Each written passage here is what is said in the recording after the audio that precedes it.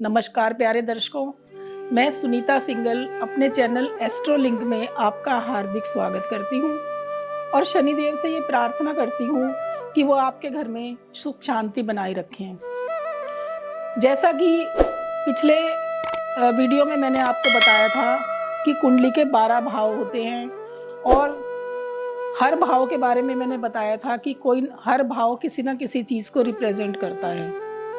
आज मैं आपको कुंडली के माध्यम से समझाऊंगी कि कौन कौन सा भाव किस किस चीज़ का होता है। ये जो हमारी कुंडली का पहला भाव है, ये जो आप देख रहे हैं पहला खाना, यहाँ पर 1 नंबर लिखा हुआ है। ये बिल्कुल फिक्स है भाव, ये बिल्कुल भी चेंज नहीं हो सकता। ये जो कुंडली का पहला भाव होता है, जब बच्चा धरती पर जन्म लेता है तो हम इस भाव से देखते हैं। पहला भाव हमारे सर को रिप्रेजेंट करता है। अगर यहाँ पर कोई अशुभ ग्रह बैठा हुआ है या इस भाव में कोई भी प्रॉब्लम है तो फिर हमारे सर के हिस्से में प्रॉब्लम रहेगी, यहाँ हमें कोई ना कोई बीमारी अवश्य रहेगी। दूसरा भाव धन भाव कहलाता है। इससे हम ये देखते हैं कि व्यक्ति के पास कितना धन रहेगा, उसका कुटुंब कैसा होगा, उसकी जो बोली है, वाणी है, वो कैसी होगी। ये जो दूसरा भाव है, ये हमारे शरीर के जो हमारी नाक, होंठ, गाल, जीभ, ये इन सब चीज़ों को रिप्रेजेंट करता है। अगर इस हिस्से में कोई अशुभ ग्रह बैठा हुआ है तो हमारे शरीर के इस हिस्से में कोई ना कोई प्रॉब्लम अवश्य रहेगी। इसी तरह से ये तीसरा भाव होता है, ये होता है पराक्रम का भाव, छोटे बहन भाइयों का भाव, कि व्यक्ति के कितने छोटे बहन भाई होंगे या फिर वो कितनी मेहनत कर सकता है अपने जीवन में, ये हम देखते हैं तीसरे भाव से। ये जो तीसरा भाव है, ये हमारे कंधे और हमारे हाथों को, हमारी भुजाओं को रिप्रेजेंट करता है। इसके बाद आता है चौथा भाव। चौथा भाव सुख भाव कहलाता है कि व्यक्ति के जीवन में कितना सुख रहेगा, कितनी लग्जरी रहेगी, ये सब हम चौथे भाव से देखते हैं। चौथा भाव हमारे हार्ट को रिप्रेजेंट करता है। उसके बाद आता है पांचवा भाव। पांचवा भाव संतान का भाव होता है। व्यक्ति की संतान कैसी होगी, उसकी पढ़ाई कैसी होगी, ये सब हम 5वें भाव से देखते हैं। 5वां भाव हमारे पेट को रिप्रेजेंट करता है। अगर 5वें भाव में कोई अशुभ ग्रह बैठा हुआ है तो व्यक्ति के पेट में हमेशा कोई ना कोई प्रॉब्लम रहेगी। उसके बाद आता है छठा भाव। छठा भाव ये रोग, ऋण, शत्रु, व्यक्ति के जीवन में कितना उसके सर पे कर्ज होगा या वो उसको कौन कौन सी बीमारियां होंगी, ये सब इस भाव से देखते हैं और ये हमारी आंतों को रिप्रेजेंट करता है। तो अगर इस हिस्से में कोई ना कोई प्रॉब्लम रहेगी तो हमारी आंतों में कोई ना कोई प्रॉब्लम अवश्य रहेगी। उसके बाद आता है सप्तम भाव।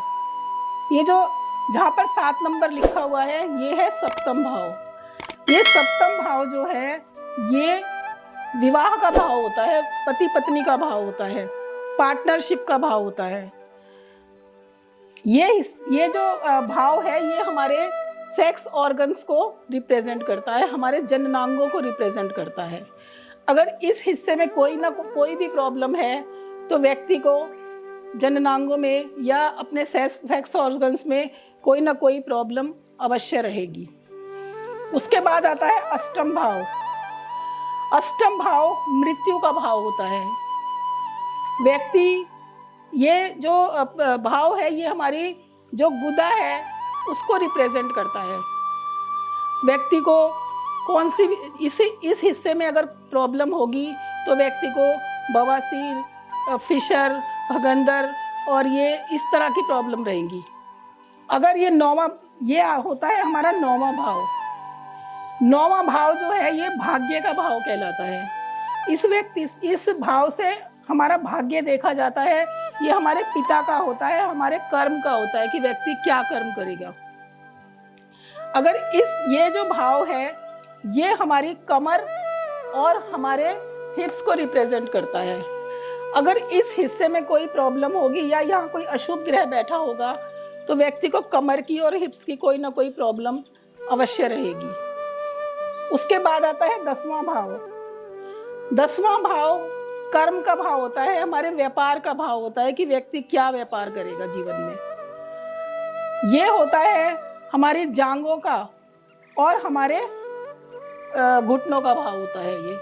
अगर इस भाव में कोई प्रॉब्लम है या यहाँ पर कोई अशुभ ग्रह बैठा हुआ है तो हमारी जांघों में और घुटनों में कोई ना कोई प्रॉब्लम अवश्य ही रहेगी। उसके बाद आता है 11वां भाव।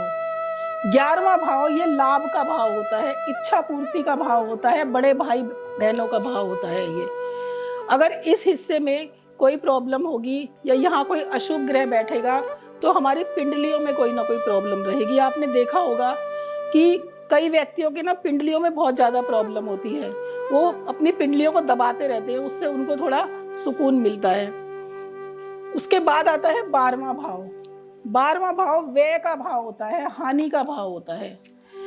इस भाव में अगर कोई, ये भाव जो है ये हमारे पंजों को रिप्रेजेंट करता है।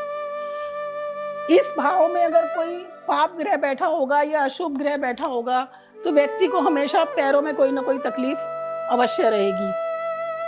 अब मैंने आपको बताया कि 12 के 12 भाव हमारे सर से लेके पांव तक किसी ना किसी हिस्से को रिप्रेजेंट करते हैं। जिस भी हिस्से से जो भी भाव जुड़ा हुआ है, अगर उस हिस्से में कोई भी पाप ग्रह बैठा हुआ है, कोई भी अशुभ ग्रह बैठा हुआ है, तो आप समझ जाइए कि उस शरीर के उस हिस्से में व्यक्ति को कोई ना कोई प्रॉब्लम अवश्य ही आएगी।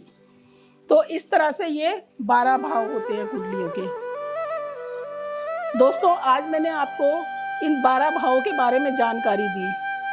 अगले वीडियो में मैं आपको बताऊंगी कि ये जो 12 भाव होते हैं इनमें कौन कौन से भाव शुभ भाव होते हैं, कौन कौन से भाव अशुभ होते हैं, कौन कौन से भाव लक्ष्मी भाव होते हैं, कौन कौन से विष्णु भाव होते हैं। ये सब जानकारी मैं आपको अगले वीडियो में दूंगी, क्योंकि अगर मैं ये सारी जानकारी आपको अभी दूंगी तो वीडियो बहुत लंबा हो जाएगा।